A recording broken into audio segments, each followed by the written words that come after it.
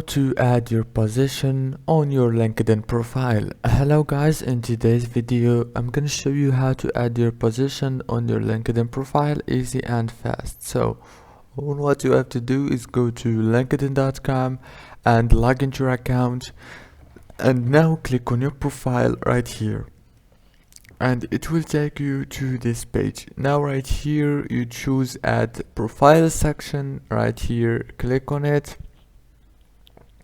and now you will find the add position right here. Click on it also and choose the title and the employment type, full-time or freelance or whatever, the company name, location, and you can turn on or turn off this option right here.